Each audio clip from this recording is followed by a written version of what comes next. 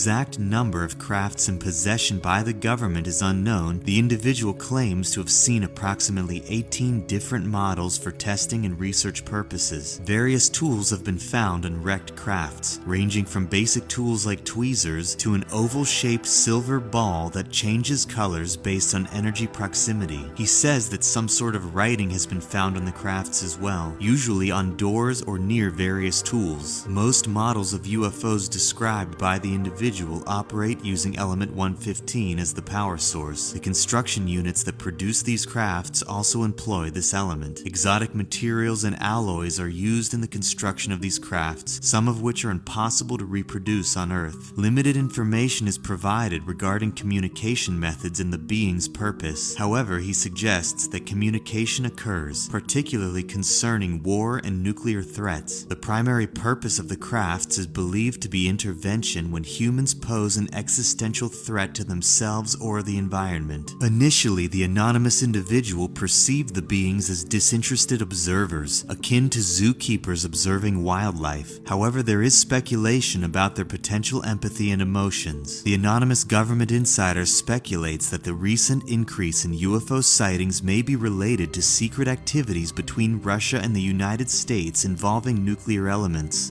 According to the anonymous individual, China has successfully reverse-engineered alien mining equipment. The operational but buggy nature of the equipment poses challenges for engineers. The mining tool is capable of extracting materials directly from rocks using a beam or light, but apparently they were only able to run it for a few seconds before it destroyed itself. He doubts Russian and Chinese designs have succeeded in flight-capable craft. The individual describes a frightening encounter while conducting research inside of a UFO at a crash site when the doors of the craft started to close on him and his team. He believes the craft was being remotely controlled by a being that was removed by another team that deals with the retrieval of biological elements such as physical beings and bodies. He also expressed that one of the most fascinating discoveries they made was of a craft that appeared to be a damaged research laboratory, but they didn't have sufficient time to explore. Another type of craft he mentions hearing about through people he worked with but never seeing for himself was something like a bus with multiple windows and several seats, as if to take a larger group of alien passengers on a tour of humanity. The individual points out that the unique look of the construction facility cannot be missed once seen, and that satellite photos of the craft likely exist. He implies that the underwater UFO construction facility is heavily guarded, that there have been attempts to approach it, but in most cases the craft dives deeper or simply moves away. In more aggressive attempts to get close, it attacks swiftly and efficiently. He relays an instance of a pilot being sent in. Everything was fine, and then suddenly they lost contact. It's believed the pilot and the aircraft were instantly vaporized. The individual explains that the construction unit operates similarly to an aircraft carrier with construction capabilities. They believe that once a craft has achieved its needed goal, the materials are broken down and recycled into new crafts. The unit rarely leaves the planet except in specific circumstances. Based on historical sightings and paintings, the individual speculates that the construction facility may have been present on Earth since at least 4000 BC, indicating an ancient origin, but he also suggests there's evidence of the craft since at least the early 1900s.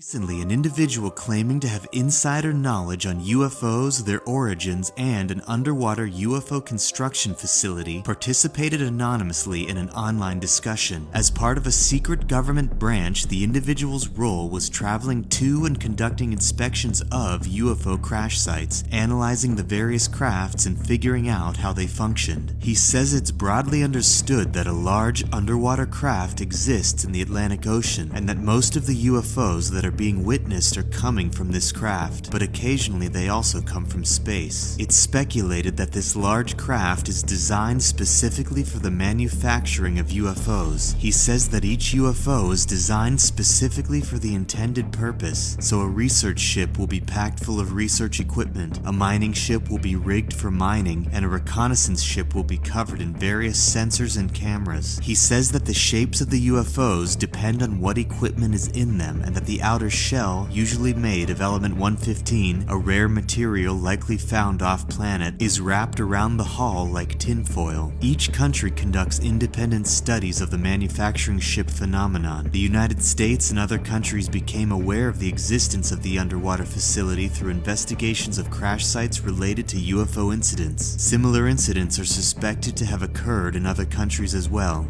Mitchell, an American astronaut and the sixth person to walk on the moon during the Apollo 14 mission in 1971, claimed that several high-ranking military and government officials confidentially confirmed the existence of UFOs, aliens, and their cover-up. Mitchell believed that extraterrestrial beings had been visiting Earth for a long time with a non-hostile agenda. He suggested that these beings were interested in humanity's welfare and monitored our progress, particularly concerning the development of nuclear weapons.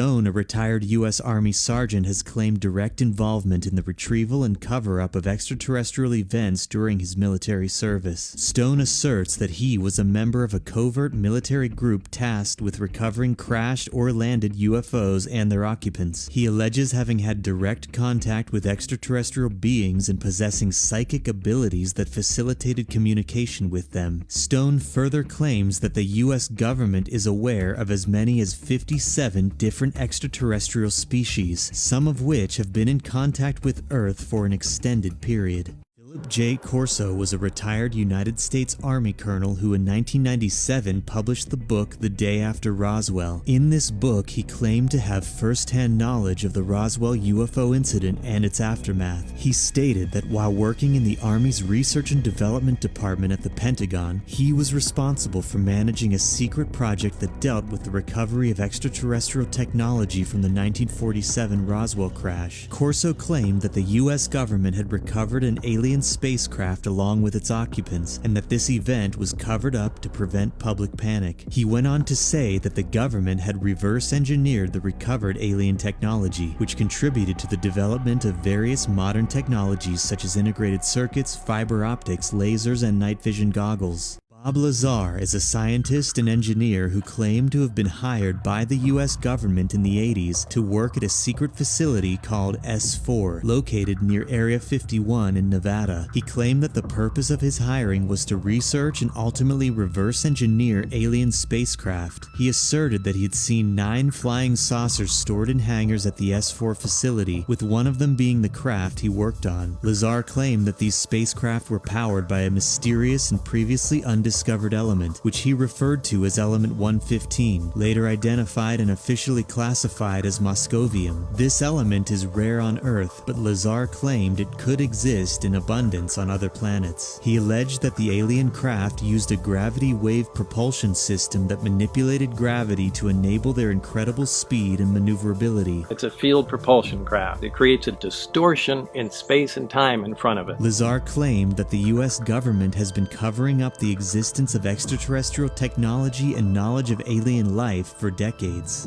Government insiders claim that deep underneath the ground in Dulce, New Mexico, a secret government base exists where officials assist aliens in various experiments on humans. This rumor is tied to theories that, as far back as the 1950s, treaties were formed with alien groups in exchange for technology. A man named Phil Schneider, a former government engineer and explosives expert, claimed to have helped build this base in the 1970s. According to Schneider, the base was funded using black budget military spending. The term black budget refers to covert spending on secret projects. Some claim the U.S. government's black budget is between $50 and $80 billion. Schneider alleges that the base is 7 stories deep, with each floor designated for specific research, including mind control and genetic experiments that resulted in human-alien hybrids. Schneider mentions the existence of a 6th floor he called Nightmare Hall, where the screams of human victims being experimented upon echoed through the corridors. He claimed to have been present in 1979 when a firefight broke out between terrified soldiers and frightened alien life forms. Schneider, who was missing several fingers, claimed to have lost them during the firefight. He also claimed that as many as 60 people died in the battle. Schneider asserted that up to 129 similarly hidden facilities existed all over the U.S., conducting secret research. Phil Schneider died in 1996. The consciousness field theory suggests that consciousness exists independently of the brain. This perspective challenges the materialist view that consciousness arises solely from brain activity, proposing instead that our brains interact with a larger field of consciousness, which may be the source of mystical experiences, intuition, and creativity. This idea is related to panpsychism, which posits that consciousness is a fundamental property of the universe, permeating all levels of reality.